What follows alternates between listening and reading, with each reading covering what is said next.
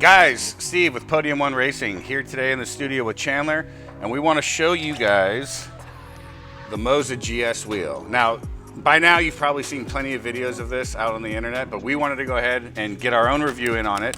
It's a great wheel. I mean, it's just an awesome wheel. When we took it out of the box, Chandler and I both were like, wow, this thing's incredible. So plenty of dials, cool features, cool look, cool materials. Kind of go into these in some details real quick, and then we'll take it out on the track, kind of give you our feedback on it. So first thing that you're going to notice right out the gate is all the colors that you have with all the different buttons that are there. What's really awesome with the 10 push buttons that it has, so it has 10 push buttons, right? These are all backlit by LEDs. So which makes it like when you plug it in, and again, you'll see the video when it gets all plugged in, how this whole thing illuminates. It looks amazing. RGB programmable LED strip here in the front, and then of course multiple different encoders. Now, what I really like about the encoders is actually two things compared to my Fanatec formula wheel, right? The V2. So one, they actually take some effort to move. So on my Fanatec wheel, these things are useless. I don't even bind them, just because as I'm driving, half the time I'll start, you start touching them midway through a turn and you notice your brake bias is changing or your engine mapping is changing for no reason. It's because they're so easy. With the Moza system, I mean, you can't really hear it clicking, but they actually take some effort. So that's really cool. The second thing that I think that's awesome about them is that they're also buttons. You can push them in. So like, for example, you can have this as look to the right, look to the left. It's right there at your fingers. Even though you're using triple screens, that sometimes you still want to have that look be able to change. That's just one example of something that you can do, but that's there. The encoders here, again, nice clicking, nice intent, if you will. You actually have to grab onto them and turn them. It has two joysticks, so one on the left, one on the right. So it allows you to change your black box, for example, in iRacing, go through the different selections, and of course adjust your increments and such, right? Forged carbon fiber plate in the face, right? So it's actually, I think, 5 millimeters, so 5 single plates of forged carbon fiber. So that looks cool. It kind of has this like cool iridescent to it. Barry from Sim Racing Garage kind of talks about it, says it looks like marble and stuff, but it does. It kind of has this cool shine to it. The paddles as well in the back, these are also forged carbon fiber. I think these are only 3 layers, so they're not quite as thick as the face, but super rigid. Alcantara handles, so very soft. The nice thing about Alcantara versus suede is that you can actually clean the Alcantara and bring it back. So suede, once it's kind of flattened and beat up and dirty, it's harder, much harder to clean. Alcantara, you can actually use some soap and water or some different solutions and bring the Alcantara back to where, even though it may get hard as a concrete or a rock, you can bring it back. You can change these out, so you're going to see here that there's actually screw holes in the back, so you could probably get some aftermarket handles if you wanted, or change them to rubber if you didn't want the Alcantara after some time, but that's on there. Moza. Again, I'm trying to make this video as quick as possible because a lot of this detail is already out there, but Moza is known now at this point for the quick release. Definitely one of the best quick releases on the market. It uses a ball bearing quick release. It's all metal housing components, so it snaps in and out, super easy to use. And then of course the pins, which I really think is cool. Chandler, for example, had his pins and one of his Fanatec wheels break off in the motor from use. These pins, you can actually push them with your finger and they depress, right? So they get pushed into the wheel. And then the Moza, which you'll see here on our other camera, it has these little touch plates where those pins just have to press onto, and that's how the pins, the wheel itself gets its power. So pretty awesome.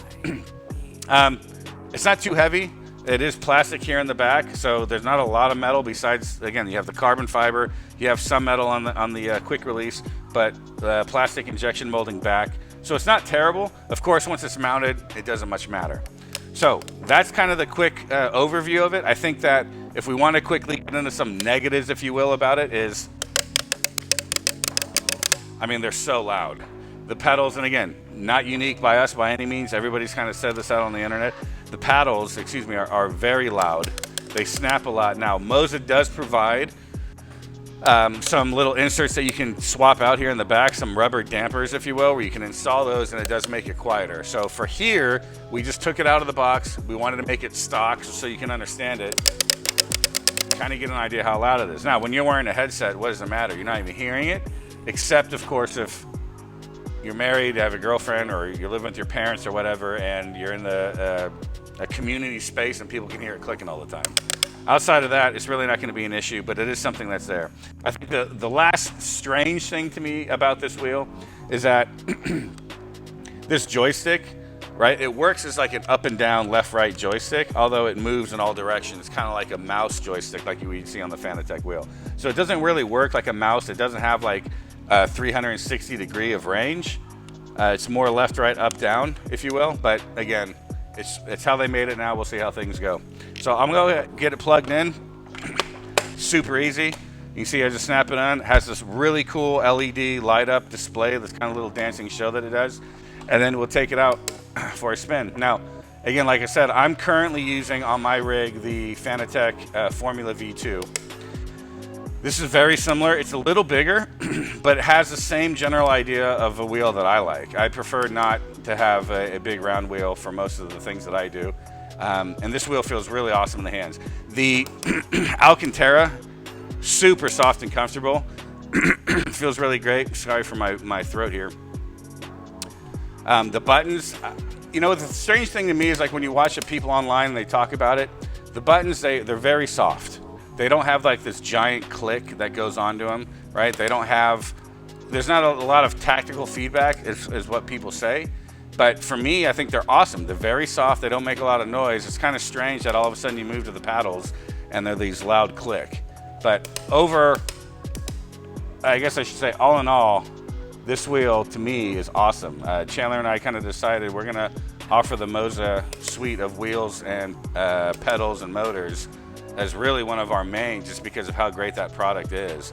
I think something else to quickly talk about, we will do a review more on the actual motors. Right now we're using the Moza R21, which is a 21 Newton meter motor. Great motor. We will do an in-depth feedback on that, but I think one thing that's really cool about this suite of systems that they have is their app. So if you're using a Fanatec or a Simucube, you're probably somewhat familiar with how you kind of have to jump out of the game and get into the software. Fanatec allows you to do it with their little button. You can kind of go in and on the fly adjust a lot of the settings actually. But with this, you can actually do it on your phone on an app. So while you're driving, you don't have to exit anything, or if you have a tablet mounted to your rig, you can put that on there and just kind of go and adjust the force feedback, change your dampening, change your wheel rotation. So let's say you start off in a GT, you can then go, of course, move over to an F1 and a push of a button. It's now set up for F1 as far as, you know, 360 degrees as far as for the rotation of the wheel versus 900, let's say on a GT or 720 or whatever it is that you're using. So back to the wheel, very comfortable wheel. It's very sturdy, even though there's plastic in the background for the housing. With all that carbon fiber that's on the face of the unit, there's no flex. I mean, this thing is very sturdy, very strong, and will easily last for a long time. So that's the short of the Moza GS wheel. Take a look at our website at podium1racing.com. Learn a little bit more of it in details. Ask Chandler and I any questions either on YouTube, on Instagram, on our website. More than happy to help out any way we can. I think it's a great wheel. Next we'll do the RS and the CS as well. Kind of walk you guys through some of the differences on those wheels, and we'll go from there. See you on the track.